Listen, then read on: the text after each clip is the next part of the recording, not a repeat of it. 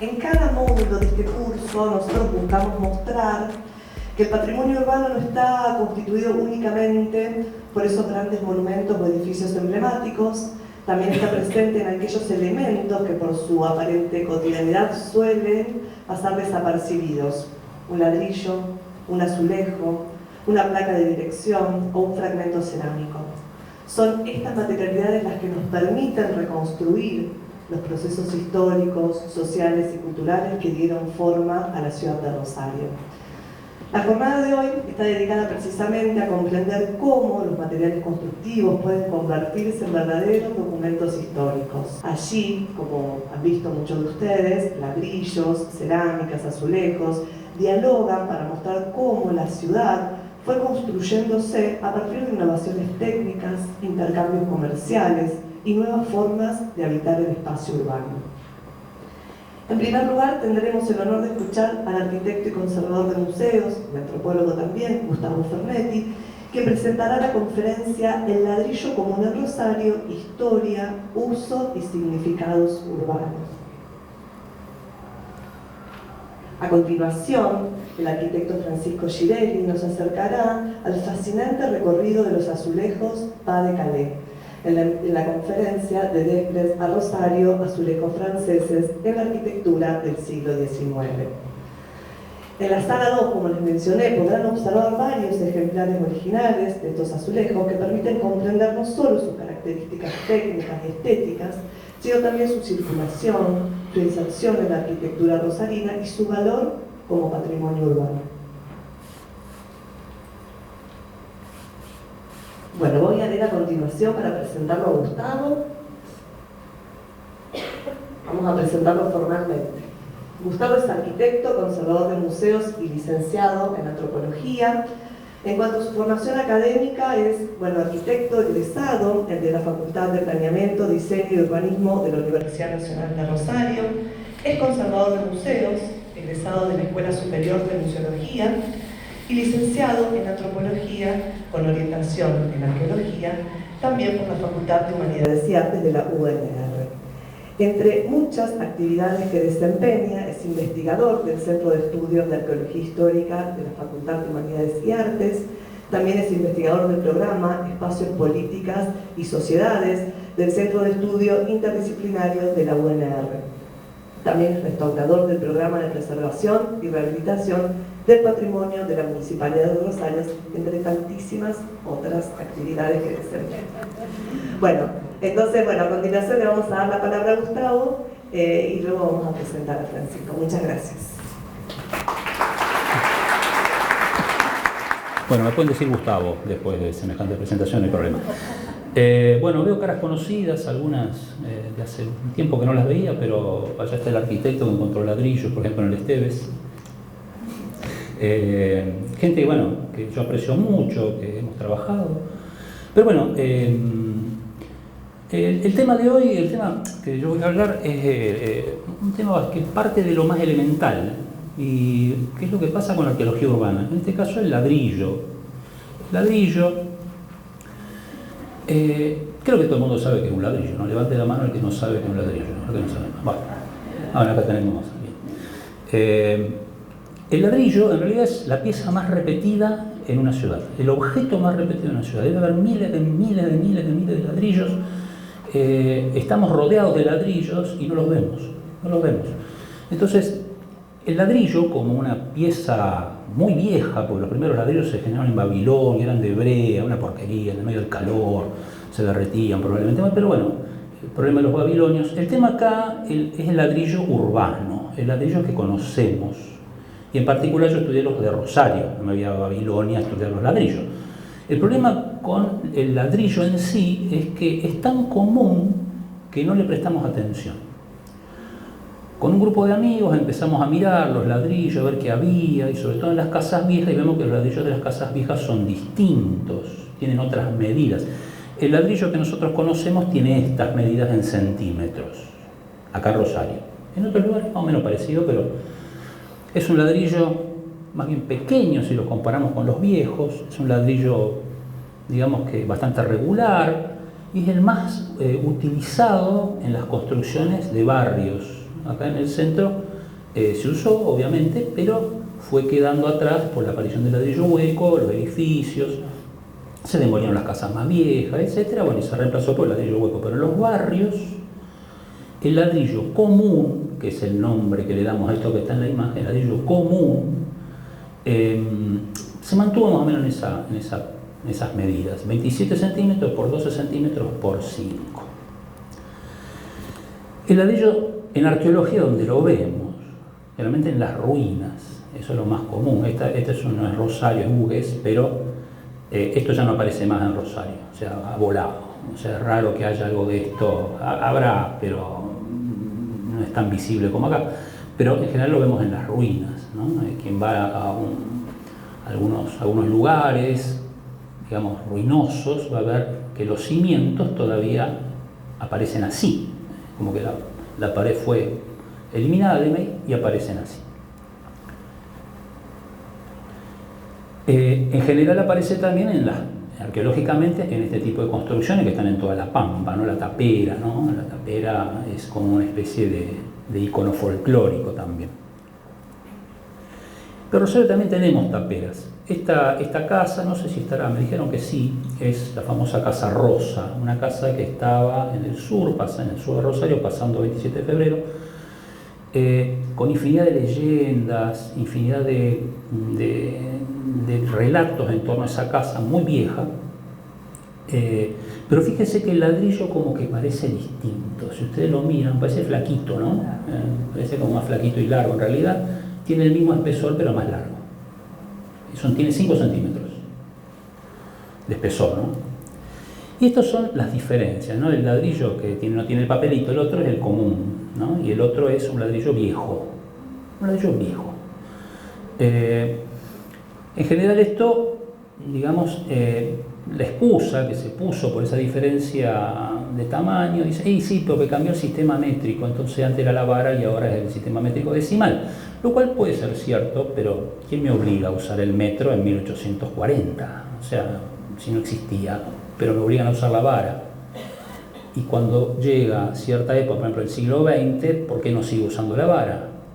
Entonces, ese tipo de preguntas, ¿por qué el cambio? Es lo que motiva generalmente a la arqueología urbana. Eso es lo que mueve la arqueología urbana, la pregunta.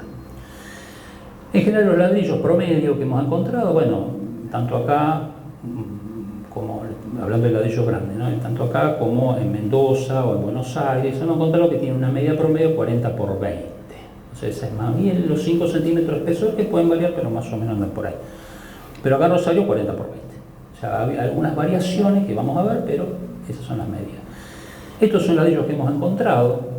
El de 40 por 20 es el A, después otro más pequeño B, el C, el D. Por ejemplo, en el Museo Esteves se encontraron y eran de 30 por 15. O sea, un poquito más chiquito que 40 por 20. Esto es del Museo de San Carlos, el convento de San Carlos, el museo que tiene en San Lorenzo, y muestra los moldes que usaban los franciscanos para hacer los ladrillos. Fíjense que hay unos que son de baldosas, hay otros que son de ladrillos y otros de medios ladrillos. Entonces, es una lástima porque no hay mucha información por parte del museo para mostrar estas piezas que para mí son muy valiosas. No sé si se conservan en otro lado moldes, pero es como que esto era lo que se usaba para hacer los ladrillos que están todavía en el muro perimetral de lo que quedó, ¿no? del convento de San Lorenzo, y por supuesto los muros del edificio. Una de las características del ladrillo moderno antiguo es que tiene un módulo, no sé si lo descubrieron los babilonios, pero dado que un ladrillo que tiene un largo y un ancho, siempre dos anchos forman un largo.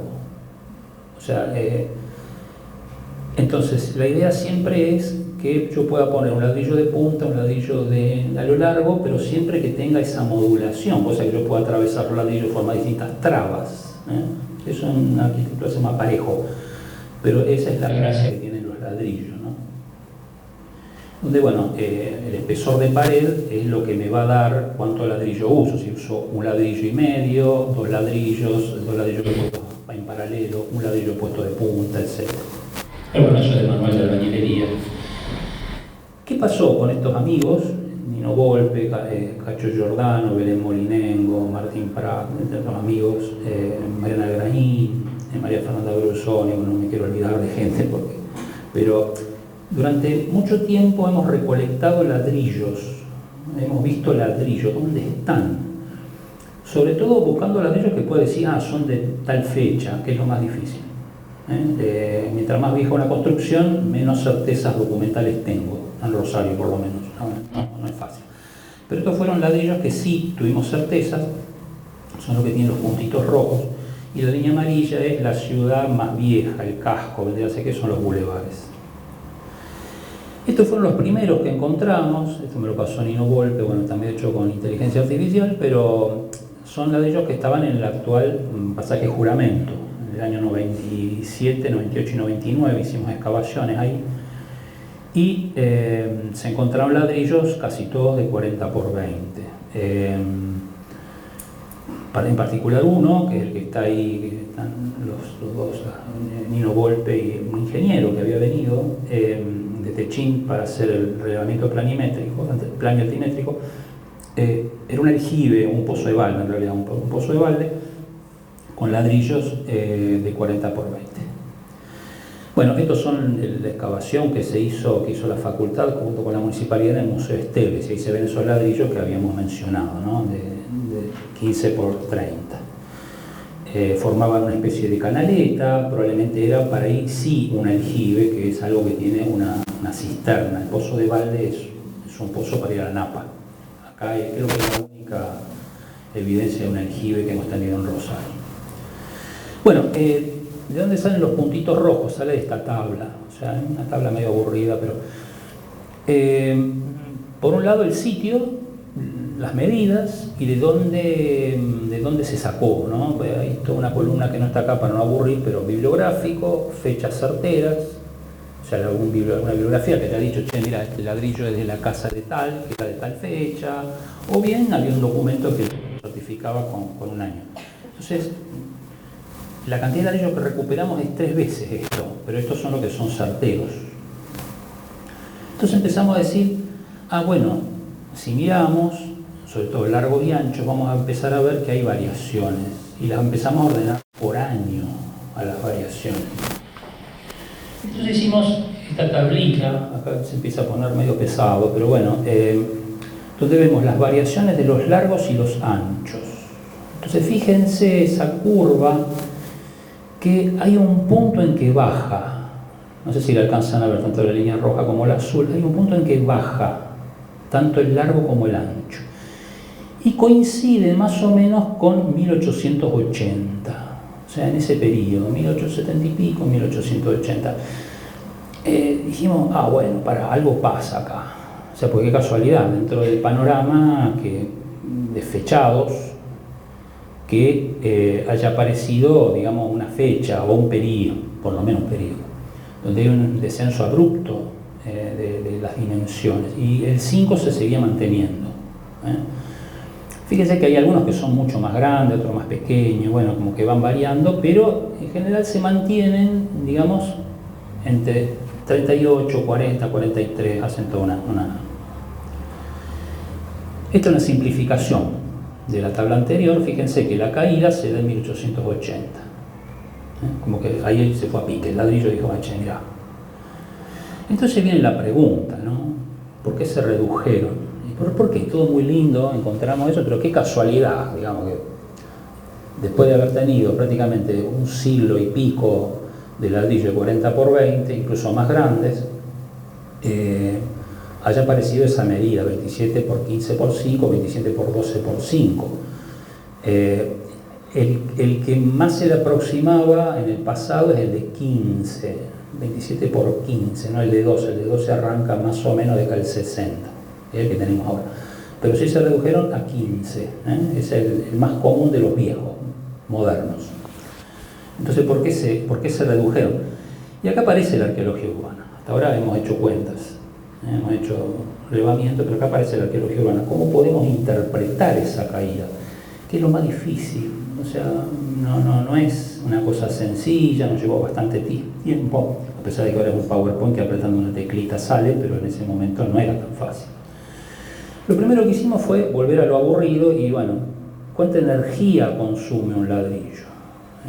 Parece una pavada, pero el ladrillo es cerámica. Entonces empezamos a ver, bueno, no importa mucho si entienden mucho la tablita, pero sí pueden ver que el ladrillo viejo obviamente consume más energía, pero también, digamos, la pared consume menos ladrillos porque son grandes, pero la energía necesaria para la arcilla, vamos a hacer como un axioma que es la misma. Entonces, el ladrillo pequeño consume menos energía, pero es más pequeño, necesito más ladrillos. Bueno, por ahí no va, no justifica, se mantiene. O sea, volviendo a los ladrillos, empezamos a ver que la ciudad parte de ese circulito amarillo, que es el casco más viejo, siglo XVIII, fin del siglo XVIII, principio del XIX. Es una ciudad pequeña, compacta, con borde difuso, o sea, compacta en el sentido que se va para el lado de la ribera, ¿no? Y tiene como que se va yendo. Hay algunas fotos ya de la periferia, de la laguna de Sancho, la laguna, digamos, ahí en la Plaza Sarmiento, no hay nada, o sea, no hay nada, es una pampa. ¿Qué pasa? Hay ladrillos que están en esa zona. Después la ciudad crece así, va creciendo, va conquistando. Aparece la zona norte, año 1889, aparece la zona norte como una avanzada, sobre todo industrial, y se va completando de esta manera. Y el oeste como que hay que conquistarlo, se va conquistando mediante, digamos, nuevos emprendimientos, y uno de esos son las ladrilleras. Las ladrilleras era muy periférico, estaban bastante alejadas. Entonces la ciudad crece así, ¿no? Del puntito en 1760, en 1850 se agranda un poco, estaba San Francisquito, una aldea cercana. En 1876 aparece Alberdi y en 1900 aparecen esos tentáculos, ¿no? Que Saladillo, Barrio Belgrano, bueno, la misma refinería que ya había empezado a aparecer. Y sobre todo en la periferia aparece esto de las ladrilleras como un fenómeno. Entonces, de esta ciudad que consumía ladrillo, una ciudad que es un pueblito, o sea, como que es una ciudad que tiene algunos edificios altos, pero en general es baja, es una ciudad petiza, ¿no? Una ciudad baja que está en 1862. O sea, estamos todavía con el ladrillo de 40 por 20. Pasamos a esta ciudad, una ciudad que tiene ya 2 pisos promedio, las casas de planta baja empiezan a desaparecer, aparecen las casas de 2, 3, hasta 6 pisos, estamos hablando de 1901, pasaron 40 años. Entonces, esta ciudad consume mucho más ladrillo. Tiene un aluvión migratorio muy fuerte, 1/3 de la ciudad era extranjero, se necesitan mucho las viviendas. Entonces, acá empezamos a encontrar las causas, y ya voy un poco cerrando porque me gustaría habilitar después mejor preguntas o comentarios. Las causas sociales, y bueno, hay más población, más necesidad de metros cuadrados, más población, más consumo de ladrillo, obviamente, ¿no? Hay de todo, consumo de todo, pero de ladrillo es lo que estamos hablando. Después tenemos las causas políticas e institucionales. Claro, cuando vemos 1880 aparece el Estado-Nación, ¿sí? O sea, aparece el peso nacional, aparece el sistema métrico decimal, empiezan a aparecer la relación entre Estado nacional, provincia y municipio. Todas esas instancias se dan reglamentos de convivencia. Hay un terror al tema del inmigrante como un gran descalabrador de la ciudad tradicional, de la ciudad criolla. Hay mucha burla también, mucha xenofobia, no de ahora, la xenofobia. Y hay dentro del Estado que edifica o que también hace muchas obras públicas, aparece la licitación como el modo de contrato, ¿no?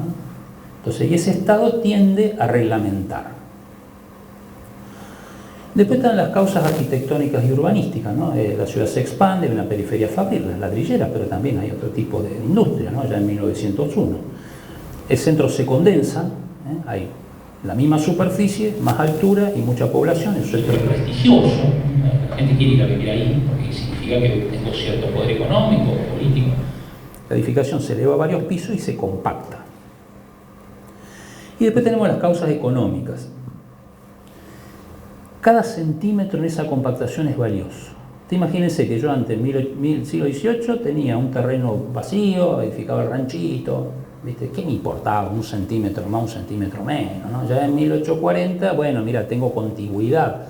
Sí, bueno, no te pases, te admito un metro. Pero ya en 1901 ya no es así. O sea, una habitación de 4 metros no es de 3,95, es de 4 metros. No puedo perder esos centímetros. Se ha loteado y cada terreno grande en la manzana se fue subdividiendo. En Rosario se inventó el pasillo, ustedes no lo saben a lo mejor, éramos todos muy chicos, pero el pasillo se inventa en Rosario, como un modo de especulación. Entonces, esa idea, digamos, pero el pasillo no, porque dejé un corredor, sino el pasillo como modo de división.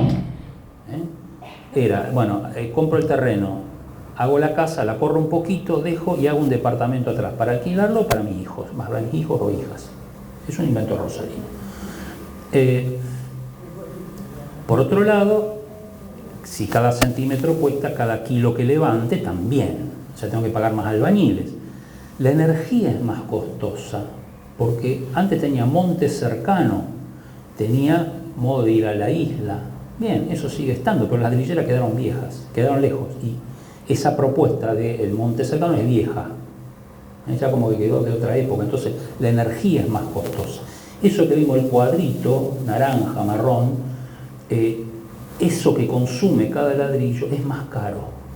O sea, yo tengo que conseguir un ladrillo que sea barato energéticamente, que me ahorre espacio, y al mismo tiempo sea tan resistente como para levantar 2 o 3 pisos. Ya no puedo usar mortero de barro, mezcla de barro, para hacer un edificio de 4 plantas. Tengo que usar cemento, cal, arena, no barro. Bueno, el horno está en la periferia lejana, entonces ahí el ladrillo es más barato y más resistente, pero por eso es más pequeño. Bien. Todo esto que está acá muy aburridamente puesto, si se me permite el neologismo, se llaman causas concomitantes. Acá es donde se separa la arqueología urbana de otro tipo de perspectiva. Los cronistas barriales, por ejemplo, se separa, digamos, de la misma museología, a lo mejor de algún coleccionismo, a lo mejor hay coleccionismo de ladrillo, no lo sé. Pero acá la arqueología hace una hipótesis fuerte, que todo esto pasó al mismo tiempo. 1880 dio en Rosario al menos todas estas causas juntas.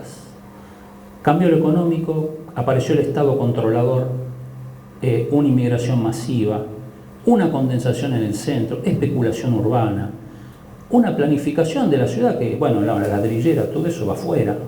El saladero, el matadero va afuera, las industrias van por fuera del centro, o sea, hay una planificación urbana, y todo eso se dio junto. El tema es por qué el ladrillo entonces es más pequeño, justamente porque tenía muchas influencias todas juntas. No podemos decir que es una, entonces lo de la vara pasó a sistema métrico, es una causa, y no sé si es una consecuencia. Entonces ahí aparece la arqueología urbana. Porque hay que decirlo, no es que me parece, lo tengo que probar. Entonces esto que yo les dije hasta ahora es un argumento probatorio. Entonces, justamente, es multicausal, no hay una sola causa, todas actuaron juntas en una misma época. Justamente el Estado al meterse te pone un reglamento. Justamente el inmigrante que vino puede rebuscársela como albañil. Y justamente para las obras públicas tengo que tener un ladrillo unificado. Y al mismo tiempo no puedo tener mezcla de barro, tengo que tener mezcla de cal. Entonces ya aparece una calera en el Crucial Verde. ¿Se entiende? Entonces ya me da para hacer otra arqueología. Listo, con este ladrillo se me va disparando. Entonces este estado que aparece y que es justamente la conclusión de este trabajo? Porque yo puedo decir, bueno, mira, es una descripción. No, tengo que tener una apuesta fuerte, una hipótesis fuerte sobre el cambio de ladrillo, del tamaño del ladrillo. Yo lo que digo es que la causa aglutinadora de todo esto es el Estado. El Estado control en todos los aspectos. El Estado se mete en la vida de todos. No, señor, tiene que sacar la basura a tal horario. Pero si está, no, a tal horario. Entonces, ese Estado es un Estado liberal, época de Roca, época de Juárez Selman, pero trata de tener injerencia en todo. O sea, en el ladrillo, en el comportamiento de la gente. Y ahora vamos a ver un caso que es que un poco con Francisco estábamos hablando ya de entrada, bueno, hasta en esto. En 1880 aparecen, o mejor dicho, desaparece la numeración vieja. Ya terminé con el ladrillo, pero pasó a esto porque es una cuestión anecdótica, ¿no? Pero los números se daban al voleo, con un criterio francés, o sea, mientras más alejado del Sena, en Francia, lo inventa Napoleón, eso, mientras más alejado del Sena, más grande el número. A nosotros nos lo tiraban por la cabeza. No, a vos te toca el 176, pero no era, digamos, el 4, porque el 4 está en el centro. ¿Qué pasó? Frente al avance de los lotes cada vez más pequeños, teníamos 63 y un cuarto, 63 y medio. Todo eso desapareció, quedan estas solitas, estas numeraciones solas. Pero si ven la placa arqueológica, fue sacada a martillazos. O sea, no hubo despegar ni, no, mira, vámonos a martillazos. O sea, le dieron, pero para que tenga. Y aparece el número que tenemos ahora, que es este. Los rosarinos tenemos una costumbre que, a diferencia de los de Buenos Aires, los de Córdoba, dividimos la dirección. Che, ¿dónde vivo? Warnes 1051. No es 1051, no, 1051. Pero con una... Pero si ustedes... Claro, en Rosario no decimos 1051, decimos 1051. Te damos la manzana y te damos la dirección. La casa. Si no, es una cosa, pero yo no lo vi en otro lado. Pero bueno, hay que escucharse lo que uno dice. Bueno, también decimos Vera Mújica y es Vera Mújica, ¿no? Pero bueno, es esa cosa. Pero fíjense que este es el incremento de población y aparecen las placas azules en ese periodo azul. Y en 1880 se cambia por el sistema manzana-casa. Otra vez 1880, pero será de Cristo. Ese momento es inmigratorio. ¿Y por qué el cambio? También lo hemos analizado. Porque vos tenés que tener un domicilio. No es al lado de la casa del zapatero. Eso es criollo colonial. No, ahora don Giuseppe Mangiaterra, o el criollo, vive en un número. Eso es el paradero o el domicilio legal, el domicilio de la persona que va en el documento. Entonces también el Estado se mete ahí. Estas son las direcciones que tenemos ahora, ¿no? Y siguieron teniendo el mismo estilo, bueno, no es de hoy, siguen funcionando porque las placas son viejas, pero el mismo número, el mismo tipo de número. O sea que cambió la materialidad más o menos, pero sí el sistema. Entonces, un poco para cerrar, ¿no? La arqueología urbana no busca cosas, sino la sociedad atrás de las cosas. Eso es lo que a veces se confunde. Nosotros durante mucho tiempo fuimos criticados lo que hacemos arqueología urbana, y no, pero eso qué lindo, se juntan cositas, son coleccionistas que imitan el lenguaje académico. Bueno, ponele. Pero sí creemos que la arqueología urbana es una antropología del pasado de la ciudad. ¿Se entiende? Acá en Rosario, en otro lado no sé, pero bueno, y ese es un defecto también. Pero es como que al estudiar la sociedad, el ladrillo, la placa de dirección, el pequeño pedazo de losa, es lo que quedó de una sociedad cuyos integrantes no pueden decirnos más nada. Si yo hago antropología, voy a un barrio, sí, o sea, están vivos todos, estamos todos contentos, bien. Pero es muy difícil hablar con los muertos sin una ouija. Entonces, ¿qué tenemos que hacer? Bueno, encontrar estos pequeños fragmentos que nos hablen justamente de esa sociedad que ya no está. Así que bueno, muchas gracias.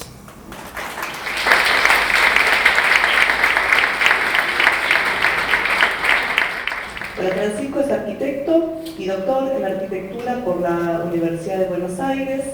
institución donde también se desempeña como docente e investigador del Centro de Arqueología Urbana del Instituto de Arte Americano. Su área de trabajo es la historia de la arquitectura americana, principalmente la historia edilicia de la ciudad de Buenos Aires en los siglos XVIII y XIX, especializándose en el estudio de las tecnologías y materiales de construcción desde el registro arqueológico.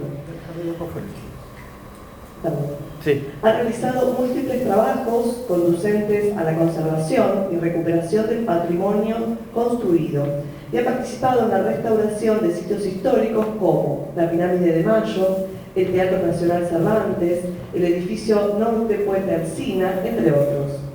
En 2022 publicó Azulejos de Buenos Aires, 1750-1850, recuperando la imagen de la arquitectura colonial porteña, editado por Fundación CEPA.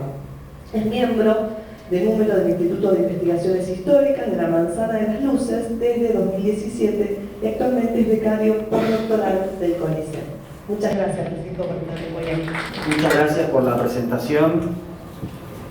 Muchas gracias a las autoridades del museo y de cultura que me dieron la oportunidad de venir a dar esta charla. Es un placer hablar de los temas que a uno le gustan y que haya interés también, así que bueno, muchas gracias y gracias también a Gustavo que fue quien hizo el nexo entre para que me conocieran y pudiera venir hoy. Les voy a hablar de algo que se vincula directamente con la muestra. Yo me dedico a los materiales de construcción desde el registro arqueológico en general. Me he especializado particularmente en los azulejos, sobre los que he publicado algunos artículos, algunos trabajos. En general focalizando en la región del Río de la Plata, que es donde yo vivo, en Buenos Aires, y donde resido e investigo. Pero, bueno, nada, el interés trasciende las fronteras y siempre me he interesado en lo que pasaba en otras ciudades, no solo de las cercanías, sino de todo el país y en general de Sudamérica también. Así que traté de hacer un foco a nivel general de los temas que yo investigo y tratando de focalizar a nivel regional de Rosario y bueno, un poco de Santa Fe también, porque no había mucho, eso es interesante para discutirlo después. No había mucho, no porque no lo hubo, no tuvo importancia, sino por otros factores que ahora veremos. Quería hacer una mención a un poco un trabajo que hicimos a principios de este año, también casi de casualidad, digamos de una muestra sobre azulejos que hicimos en Buenos Aires, pero que el foco de esta muestra, por eso me interesaba empezar por acá, estuvo no en los azulejos en sí mismos, sino en las investigaciones que se hicieron sobre azulejos a lo largo del siglo XX y del XXI, que, digamos, donde yo me inserto dentro de ese proceso, pero más allá de lo autorreferencial, la idea de la muestra era decir, bueno, ¿qué se investigó sobre los azulejos? ¿Cuándo se empieza a investigar? ¿Cómo esas investigaciones alientan a los coleccionistas, a que surja el coleccionismo? Los coleccionistas en general coleccionan lo que se conoce a partir ya sea un trabajo académico o de otro trabajo de otro coleccionista, pero los coleccionistas trabajan como el álbum de figuritas, que lo ven en la planta baja, el fervor que genera, ¿no? Entonces los coleccionistas quieren completar su álbum de figuritas, que pueden ser porrones de cerveza, pueden ser azulejos, estampillas, que es un poco el origen del coleccionismo moderno, y para coleccionar hace falta tener algo que te muestre cuáles son las piezas ¿sí? ¿Cómo arman los chicos un álbum si no saben cuáles son las que tienen que completar? Así que bueno, los trabajos a veces académicos se tenían transformando en álbumes de figuritas. Eso es un arma de doble filo a veces. Así que bueno, esta exposición, que es una exposición muy chiquitita, fue una pequeña sala y duró solamente un mes, empezaba con una línea de tiempo que ocupaba una de las paredes de la sala. Esa línea de tiempo proponía hacer un cruce entre las publicaciones y las exhibiciones. Lo que ven en la parte de arriba de la línea son las publicaciones, libros, artículos, catálogos, y lo que sucedía por debajo eran las exhibiciones. Este proceso a nivel Argentina, digamos, inició con un libro que fue pionero de 1949, que se llamó El azulejo en el Río de la Plata, editado por el Instituto de Arte Americano, que es donde yo investigo y me formé. De hecho, la exposición tenía que ver con que este año se conmemoraban los 80 años de la creación del Instituto de Arte Americano por Mario Bucchiaso. Y este es uno de los primeros libros editados por el Instituto, un libro pionero, es decir, en esta línea de dedicarse a un material de construcción, en una suerte de historia, pero también de una catalogación, un trabajo pionero a nivel América Latina, donde podíamos encontrar algunos antecedentes en México, un breve trabajo muy chiquitito que había en Uruguay y algunas cosas muy aisladas que habían salido en otros libros, también de Argentina, en Salta y en Córdoba, pero básicamente este proceso iniciaba con ese libro y luego hubo un desarrollo con múltiples autores, trabajos. Ahí vemos que comienzan a aparecer las primeras exhibiciones. No me voy a detener en esto, simplemente era para mostrarles que había un recorrido. Y este recorrido llegaba al 2026, que es el final de la línea, ¿sí? El 2026 era el inicio, el 2026, esta muestra la terminamos de armar a principios de este año. Así que no está la muestra del Museo de la Ciudad de Rosario, pero la teníamos que encajar ahí en el final de este recorrido, que digamos es un recorrido que esperamos que continúe y que siga. Me parecía interesante comentar esto. ¿Fueron a la muestra todos los que están acá? ¿Sí? Bueno, eso está bueno porque me va a ahorrar repetir ciertas cosas. Esta muestra de Rosario, lo comentábamos con la gente del museo, es muy importante, me parecía muy importante, porque es la primera muestra específica sobre azulejos que se hace fuera de Buenos Aires. Todo lo que yo les había mostrado antes sucedió en Buenos Aires y en San Isidro, que está a las afueras de la ciudad. Lo podríamos considerar, es una ciudad autónoma, pero lo podríamos considerar como parte del mismo. Los coleccionistas eran los mismos, las personas tenían vínculo directo cotidiano, con lo cual lo podríamos considerar como parte del gran área metropolitana de la ciudad. Así que esta muestra de Rosario es la primera muestra que es específica sobre el tema, que se hace fuera de Buenos Aires. Estamos hablando de todo el país, no hubo ninguna en Córdoba, no hubo ninguna en ningún otro lugar. Hubieron sí publicaciones.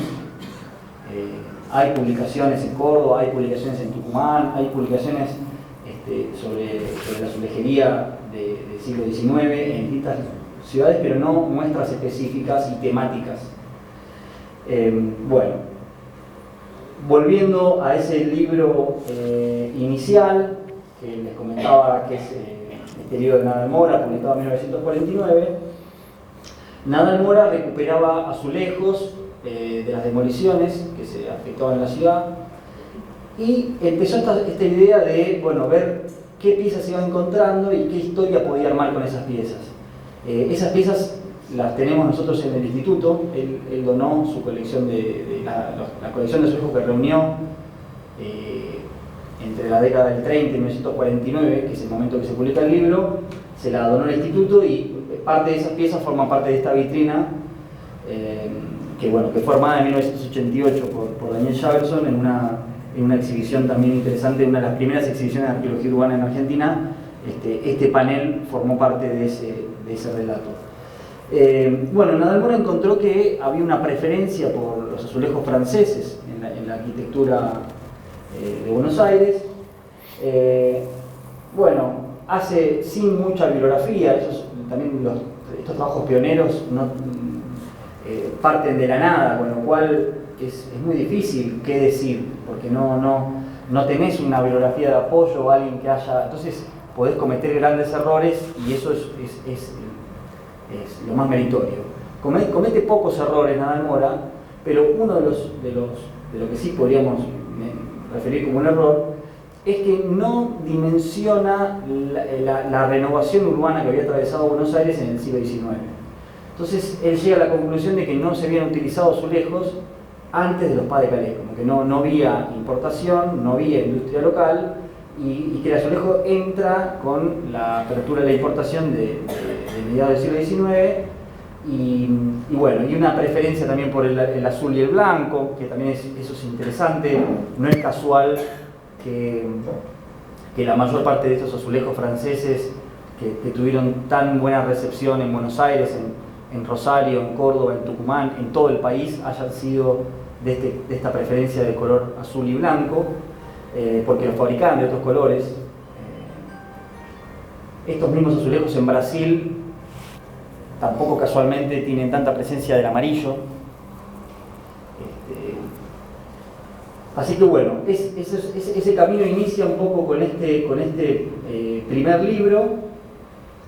Ahí vemos la tapa y una parte del interior del libro. Es básicamente una historia de cómo se utilizan estos azulejos, muy breve, y una catalogación de unas 120 piezas aproximadamente. A todas les asigna esta ascendencia francesa de dos regiones de Francia, que ahora las vamos a ver, y algunos azulejos anómalos que le rompían un poco la clasificación, de los cuales no dice nada. Los incluye en el catálogo, pero sin mayor información. Algunos de esos resultaron ser españoles, otros que pudimos muy tardíamente reconocer como italianos, dos de esos casos.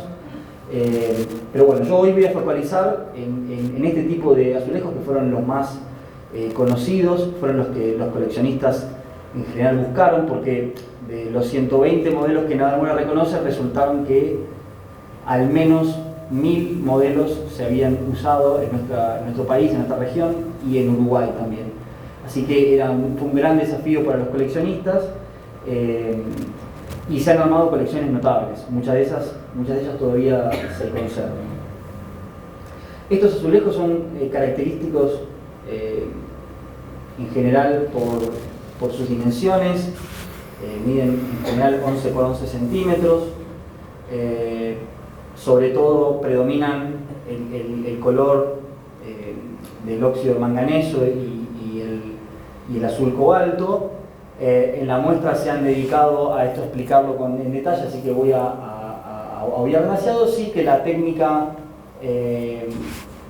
mayoritaria es la plantilla calada. Ahí vemos una muestra, es una plantilla que hicimos nosotros, pero es una pieza de metal, de cobre, que se coloca sobre el bizcocho cerámico y con un pincel se imprime la decoración, ¿sí? En este caso, como el que vemos, no solamente es una plantilla, es una combinación de plantillas. En este caso hay al menos dos plantillas, una para el color de óxido manganeso y otra para el azul. Bueno, y en el reverso suelen tener un sello con los datos del fabricante. No sé si en la imagen se llega a ver. Está acá el sello, un sello ovalado, lo llegan a imaginar, porque no se ve muy bien la imagen. Bueno, tiene un sello ovalado con una serie de datos del fabricante, de la localidad de donde provenían. En general, en Francia había una industria cerámica que tenía una larga trayectoria. Hay un boom hacia mediados del siglo XIX asociado a las exportaciones, ¿sí? Estas son piezas que están pensadas para el mercado mundial. el mercado mundial que sobre todo tenía abierto Francia, que eran América, sus colonias africanas.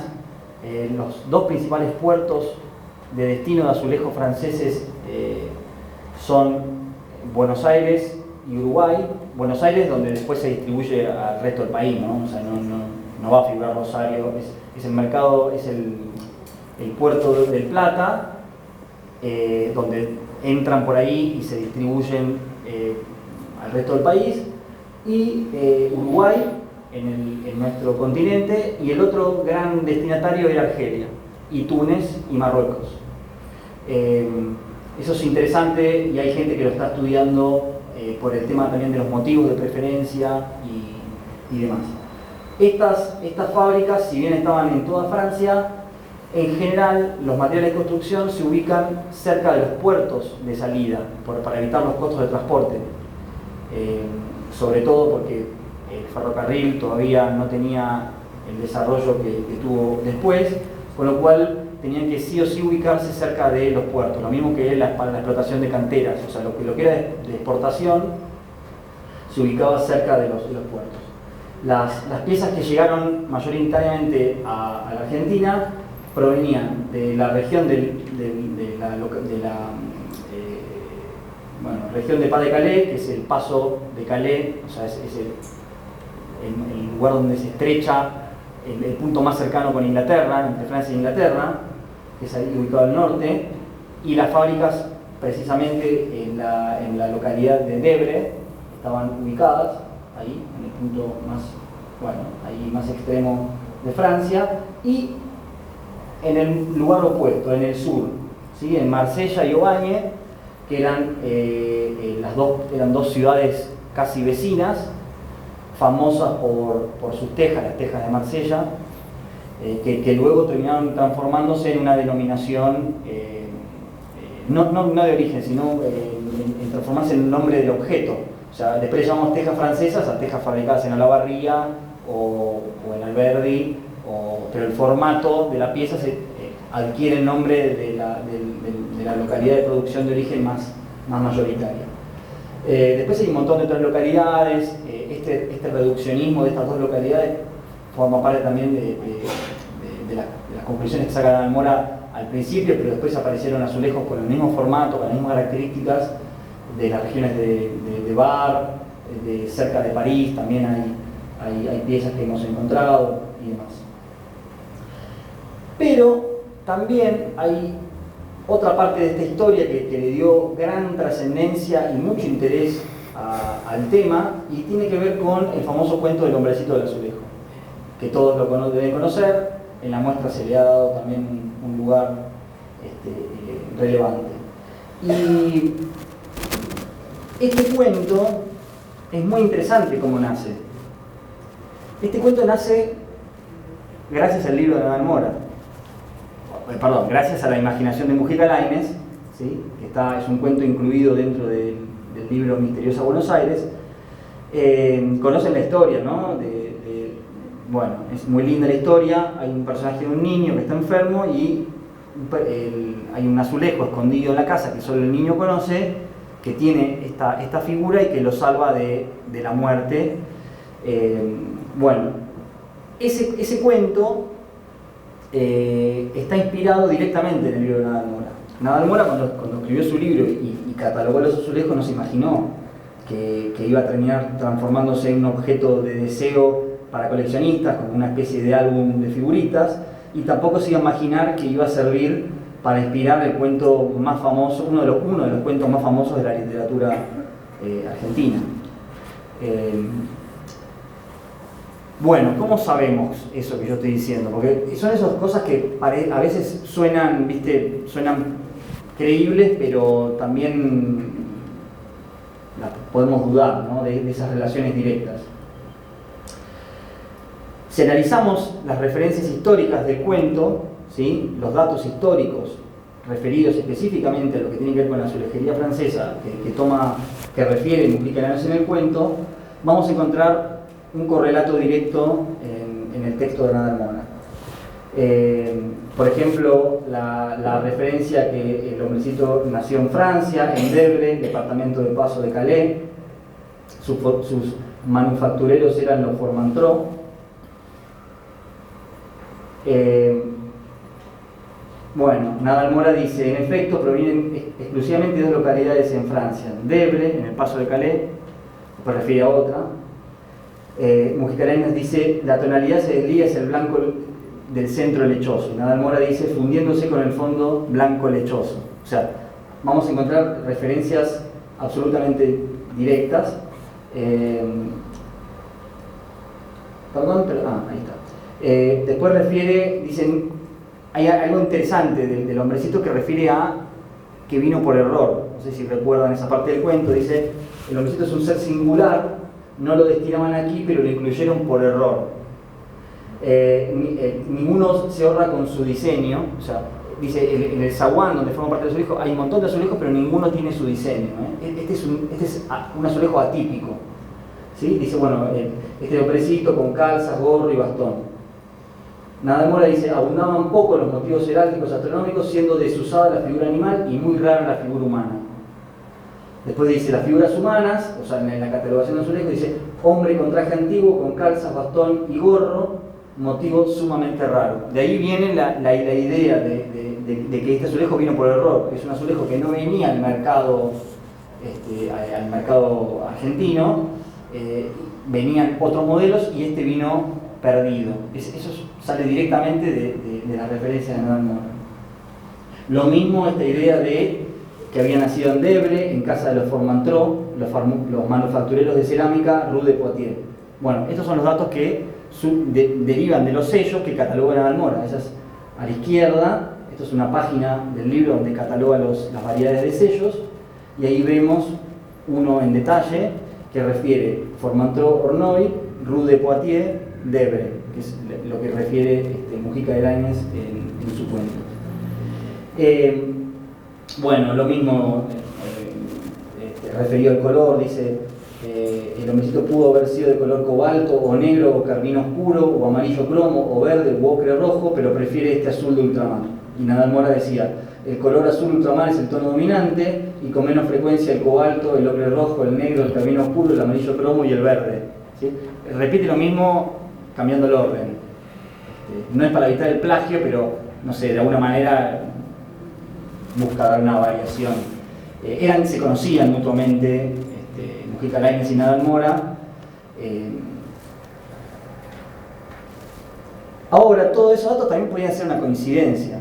Acá hay algo muy interesante que lo estuve trabajando este último año, también un poco a raíz de aquella muestra que les comenté al principio, y es un dato curioso que tiene que ver con la relación que hay entre la publicación del libro de Nadal Mora, que se terminó de imprimir en diciembre de 1949, y que llegue a manos de Mujica Lainez, que Mujica Lainez idee el cuento, que Mujica Lainez mande al editor el cuento, que esté todo esto aprobado, que entre en imprenta y salga la impresión en abril de 1951. Ese es el colofón de los dos libros, lo que estaba mostrado en detalle. O sea, en menos de un año y medio sucedió todo ese proceso que les acabo de contar. Es notable, no sé, debe ser un caso muy prolífico, era Mujica Lainez. Así que bueno, eso es algo que me pareció interesante dejarlo de manifiesto, como así también todas las otras series de azulejos de Debre con hombrecitos, que en realidad era el único catalogado por Nadal Mora, pero en realidad resultaron que no eran tan únicos. El hombrecito de azulejo es el que vemos marcado en rojo, y todos los demás son azulejos con hombrecitos que se utilizaron en la arquitectura argentina, o rioplatense, o rosarina, etc. Hay hombres con el bastón para abajo, con el bastón para arriba, con una bandera, variedades en tono azul, en tono manganeso, pero todo surge a raíz de la publicación de Nadal Mora. Hay algo en la ciencia que es muy importante, que lo que no está publicado no existe. ¿Por qué? Porque cuando las cosas se publican y circulan, terminan convirtiéndose en un cuento, terminan convirtiéndose en una edición crítica que hace otro autor y que complementa las investigaciones de otro. Es decir, esa es la importancia de que las cosas se publiquen y se difundan, ¿no?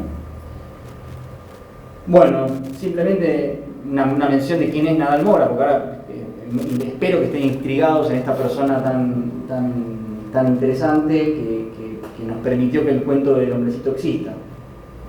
Era un español que, como muchos otros extranjeros, se dedicaron a valorar el patrimonio que estaba desapareciendo en las primeras décadas del siglo XX, sobre todo.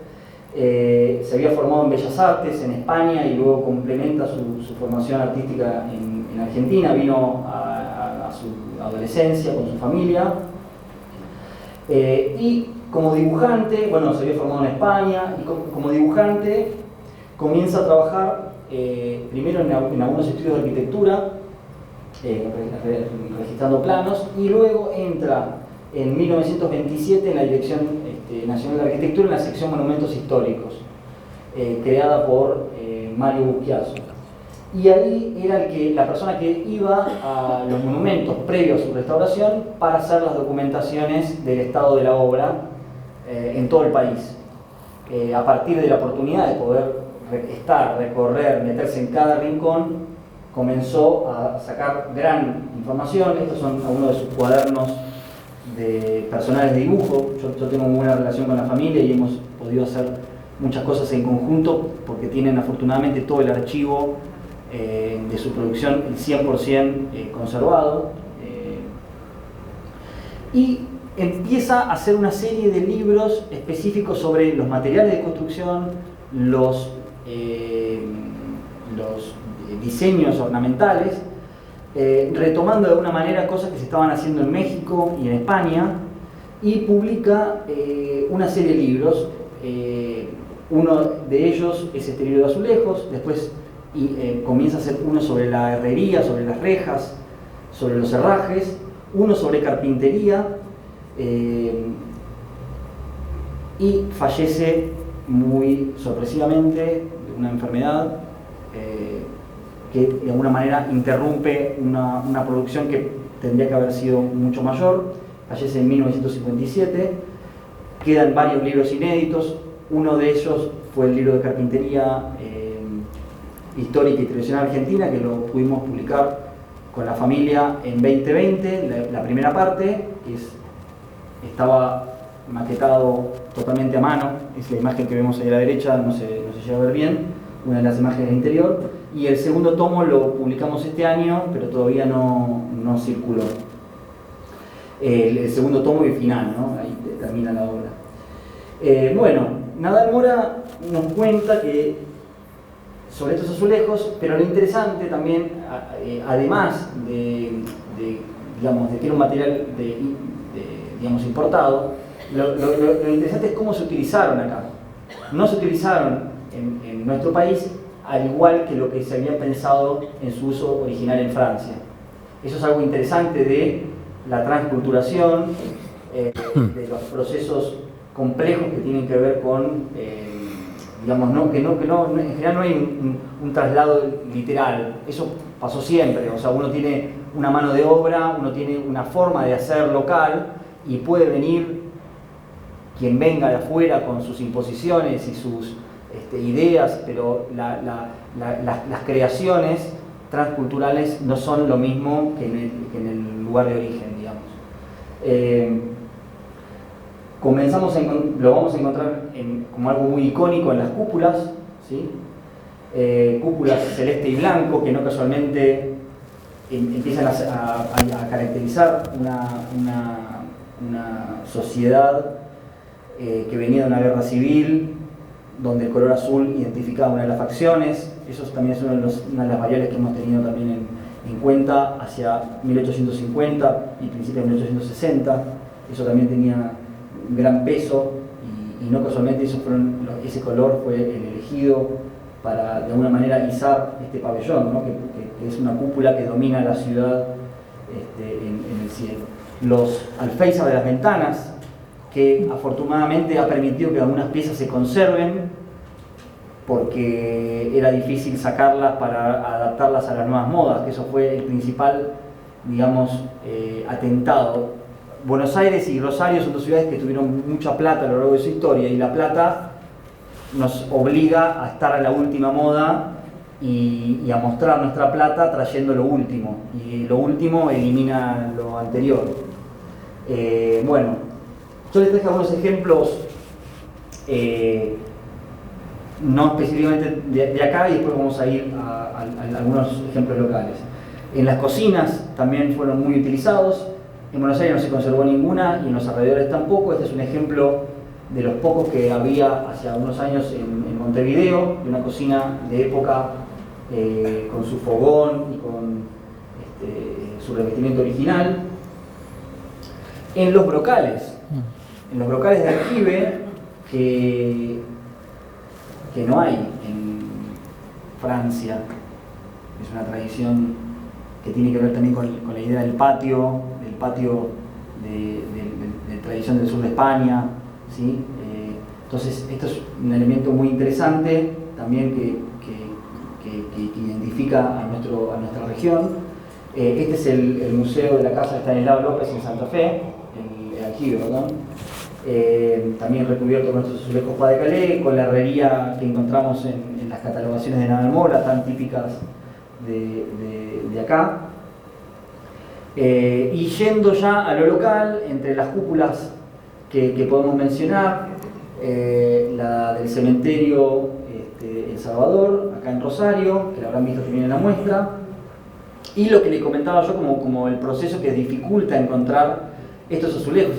Recordemos que tuvieron su auge entre 1860 y 1890, que es el gran desarrollo de la ciudad de Rosario. Teníamos que encontrarlos por todos lados, y sin embargo es muy difícil encontrarlos. Y es difícil encontrarlos por la superposición, por la renovación urbana. Esta es una imagen de las demoliciones para el 9 de julio, que es como un ejemplo interesante, pero parece un lugar en guerra, donde las bombas son operarios con picos pero bueno, ahí vemos el obelisco de fondo, si lo identificaron. Bueno, entonces lo que no se conservó sobre la tierra, a veces se conservó por debajo de la tierra, y así es. Estos son algunos de los ejemplos que Gustavo me compartió para que mostrara hoy, de fragmentos de azulejos Pas de Calais. En realidad, Pas de Calais es un invento local, lo menciono, o sea, si uno va a Francia y dice, me gustaría encontrar azulejos Pas de Calais, lo dice, digamos lo que lo dice con el traductor, ¿no?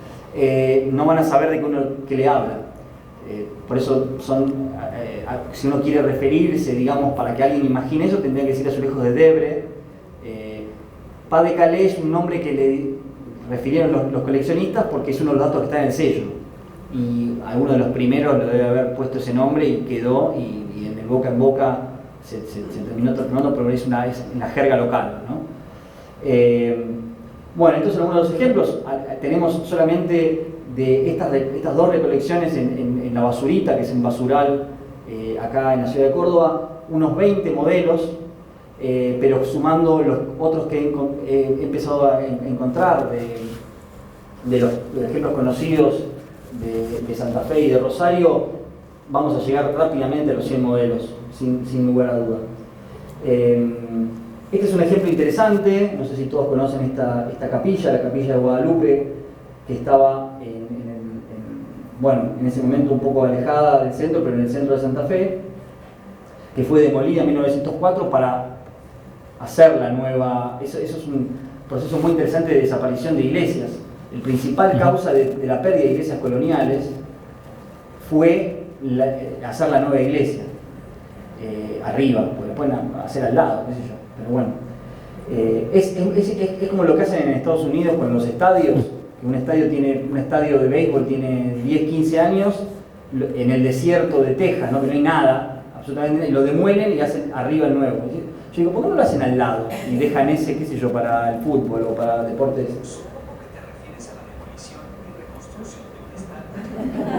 En tiempo real, la generación de conocimiento. Bueno, esta capilla también tenía su torre, el cupulín de la torre, revestida de al menos 2 modelos de Pas de Calais. Una de las etiquetas, que es el modelo más sencillo, combinado con otros modelos. Si mucho no se ve en la imagen, créanme. Bueno, y otra de los casos que les quería mostrar, o que quería que discutamos o que hablemos, es la iglesia y el convento San Carlos, en San Lorenzo, que también tiene su cúpula el remate también superior, revestido íntegramente por azulejos Pas de Calais, que fueron colocados. Este es un dato que lo obtuve gracias a Ramón Gutiérrez, recientemente fallecido, el gran referente de investigación en historia de la arquitectura, que había intervenido este sitio en la restauración que se hizo en la década del 70, y él en esa oportunidad tuvo acceso a la totalidad del archivo de los franciscanos y pudo encontrar todos los registros de las modificaciones e intervenciones que dieron lugar a la construcción y consolidación del sitio a lo largo desde fines del siglo XVIII hasta fines del siglo XIX, encontrando que los azulejos de la cúpula se habían colocado en la intervención que se hace entre 1874 y 1877, que es plena época de uso de estos azulejos. A partir de su colocación hasta el presente, como cualquier edificio que se mantiene en pie y en uso, tiene intervenciones, modificaciones, reparaciones, cambios, tecnologías nuevas que aparecen, el pararrayo, entonces le ponemos el cable por fuera con un abulonado, después lo sacamos, cambiamos otro, se rompen los azulejos, después ponemos una antena de DirecTV, o sea, los edificios en uso y las tecnologías cambiantes generan un impacto que puede ser bueno o malo, y después vamos para atrás, para adelante, y todo de alguna manera va dejando su huella. La idea en torno al patrimonio, que hay un consenso desde hace varias décadas, básicamente desde la década del 60, es de conservar, digamos, siempre restaurar, intervenir, pero tratando de conservar la integridad del monumento que nos llevó hasta el presente, no volver a un pasado, porque en definitiva en el pasado no hay nada, en el origen del origen. Entonces, la idea es conservar los monumentos que nos llevan al presente, conservar los documentos que nos llevan al presente, y que las técnicas que le apliquemos a esos bienes patrimoniales sean lo menos invasivas posible. No sé si habrán visto ese famoso, hay un video circulando que tuvo mucha repercusión en las redes, de unos rollos de unos pergaminos que encontraron en Pompeya. No sé si los vieron, unos pergaminos carbonizados. ¿Sí o no? ¿Alguien lo vio? Bueno, cuando se excava Pompeya, que Pompeya se excava en el siglo XVIII, ¿no? Pero encontraron unos rollos de una biblioteca que había en la ciudad de Pompeya, un conjunto de pergaminos que se habían carbonizado por la ceniza y por el calor de la erupción del volcán, y era imposible, o sea, eran literalmente rollos de carbón, no había nada que hacer con esos rollos. Si uno trataba de desplegarlos, se transformaba en polvo, en ceniza. Tecnologías actuales permitieron hacer un escaneo, y con distintas tecnologías de lectura se empezó a poder encontrar información en esas literales piedras de carbón. Entonces, a veces hay intervenciones destructivas, que no quiero decir que estén mal, ¿no? Pero hay intervenciones destructivas para poder acercarnos a ciertos documentos, a la manipulación de ciertos elementos, pero sin ser consciente de las tecnologías futuras. Entonces, si uno a veces destruye una muestra para poder estudiarla y leerla en el presente, no está mal, pero entendamos que puede haber técnicas no destructivas que nos permitan acceder a mayor información en un futuro. Entonces, la tensión entre la intervención y la conservación es muy importante tener en cuenta a veces la complejidad, ¿no? Bueno, acá vemos un poco lo que había hace unos 20 años en esa cúpula. Era un patchwork de azulejos, de restauraciones que había tenido, de intervenciones. Sí. El año pasado terminaron la restauración. Sí, ahora les voy a mostrar. Esto era en 2004, las fotos son de Daniel Javelson. Bueno, y la cúpula tenía lo que les mencioné, muchas intervenciones, esa restauración de los años 70, se habían colocado en algún momento también algunos parches, porque muchas veces la falta de mantenimiento hace que las piezas solas, algunas se habrían desprendido. Habían intervenciones de reemplazos con azulejos modernos, pero bueno, todo ese proceso de alguna manera fue interrumpido en la última restauración, buscando una uniformidad, y ahí es donde yo, digamos, soy un poco crítico en estas intervenciones. Esa falta de uniformidad, que de alguna manera yo la reconozco como un valor, porque nos permite reconocer la historia mala o buena que vivió esa iglesia, y reconocer el valor de autenticidad, que es una cuestión intrínseca, sobre todo de un monumento, como algo para priorizar, llevó a decisiones que fue tratar de conservar las piezas originales, ¿sí? Eso sí se hizo, se retiraron con la idea de conservarlas, y de recolocarlas, ¿no? Obviamente, esto es un estadio de la obra. Lo que vemos abajo habían sido unas réplicas colocadas con cemento que eran difíciles de sacar. Eso era una intervención anterior. Las que eran fáciles de sacar eran las originales, porque estaban pegadas con cal. Hacer una carpeta y volver a colocarlas. Colocar paños enteros con réplicas y colocar las originales en otros paños. Acá lo que vemos, estas en particular son réplicas. Es muy fácil de ver las réplicas, incluso en esta imagen, porque no se ve muy bien, pero las réplicas tienen pasta roja, porque la cerámica que uno puede hoy en día disponer para utilizar de sustrato es de pasta roja. Ven ahí el bordecito, si ven el borde es de pasta roja. Las originales tienen un color ocre, una pasta clara, ocre muy característica. Bueno, y ahí vemos la cúpula como la tenemos hoy. Ahí no se ve nada, créanme que tiene azulejos, o sea, porque se ve muy lisa, pero el detalle no es muy bueno. La cúpula está hermosa, uniforme. La parte de arriba, el tambor superior, entiendo que es lo que menos se tocó, eso casi que no fue alterado. Pero el faldón mayor, digamos de la media naranja, sí. Y bueno, para lograr esa uniformidad tuvieron que recurrir a ese criterio de levantar las piezas, recolocarlas juntas las sanas y colocar réplicas en el otro paño. La imagen de la izquierda era caótica, medio fea, y había que intervenirla con muchas discusiones para poder intervenir eso. Es una cirugía, no es ni más caro ni más barato, son pasos distintos. Y a la derecha, lo que finalmente quedó, a ver, parece que yo estoy siendo muy crítico, no es cierto. Estoy en un punto medio. O sea, imagínense que todo esto puede estar ahora con azulejo naranja, como ha pasado en otros lugares. Podría no estar más la capilla, podría no estar más la cúpula. Fue una decisión de primar la lectura del monumento desde una lógica también muy seguida en otros ambientes. O sea, en la restauración de la pintura en general también está esta lógica de buscar una lectura, digamos, de la imagen que proyectaba originalmente el objeto. O sea, en restauración también y conservación hay una discusión en torno a esto. Yo hablo de los criterios por los que yo abogo, pero no son universales tampoco.